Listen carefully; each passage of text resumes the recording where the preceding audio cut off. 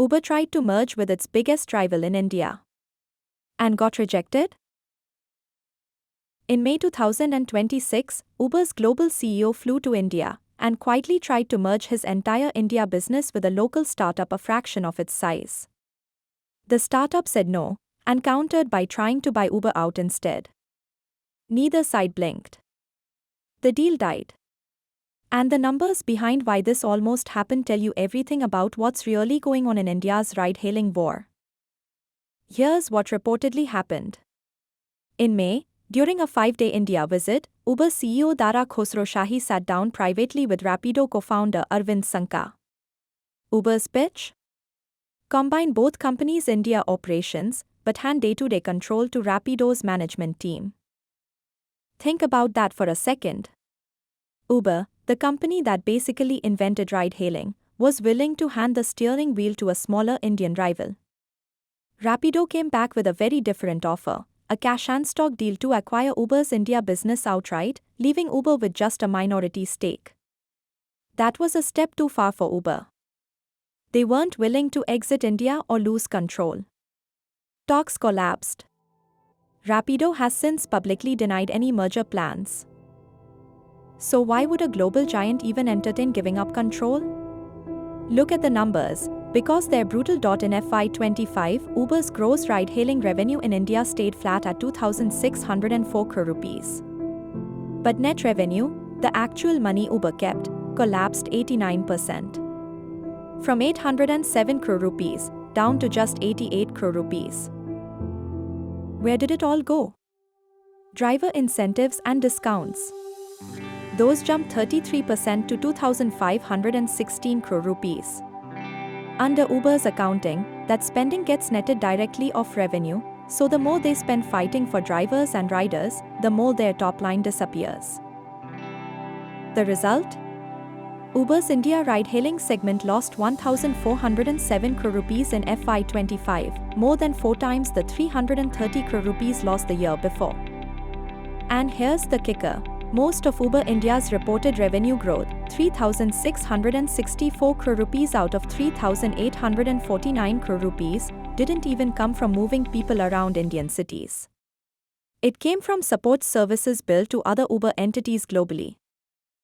In plain English, Uber India was buying market share with cash and barely making money doing it. Now compare that to Rapido. While Uber and Ola charge drivers commissions up to 30%, Rapido charges a flat subscription fee. Drivers keep 100% of the fare. That single structural difference means Rapido spends way less on incentives, because the driver economics are baked in from day one, not subsidized on top. The result? Rapido's revenue grew 44% to 934 crore rupees in FY25, while losses actually shrank 30%, down to 258 crore rupees. Two companies, same market, moving in completely opposite directions. And Rapido walked into these talks with a fatter war chest too. They just closed a $240 million funding round led by Process, part of a bigger $730 million raise that valued the company at $3 billion. Here's the thing, this isn't new territory for Uber. When they've lost ground before, they've cut and run for equity. China, 2016, sold to Didi for a 17.5% stake after burning $2 billion.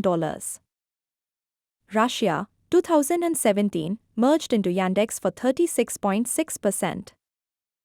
Southeast Asia, 2018, sold 8 markets to Grab for 27.5% and a board seat. Even food delivery, Uber Eats India went to Zomato in 2020 for a 10% stake. Rapido's offer was basically asking Uber to run that exact playbook again in India. But Khosrowshahi has called India Uber's third largest market globally, one that could become its biggest within a decade. This time, Uber said no. And what about Ola, the company that once split India's market almost 50-50 with Uber? It's now a distant third place. Its car-hailing share has slipped to around 30%. This isn't a three-way fight anymore. It's Uber and Rapido, with Ola watching from the sidelines. There's also a regulatory battle happening underneath all of this. Bike taxis are a massive chunk of Rapido's business, but rules vary state by state. Karnataka banned them in 2025, then reversed course in January 2026. Delhi still restricts them. Maharashtra's drafting new rules with price caps. Whoever navigates this patchwork better gains real ground, and it's a fight both companies are watching closely while they burn cash competing head-on. So where does this leave us? Both companies can still afford to fight. Rapido's sitting on $240 million and reportedly eyeing a public listing by end of 2026.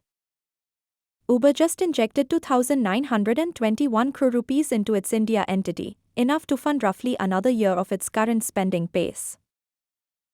This isn't over. It's a ceasefire, not a peace treaty. And whichever side runs out of cash first, or blinks first at the negotiating table, could reshape how you book your next ride. If you found this breakdown useful, hit subscribe. We are covering the next chapter of this story as it develops.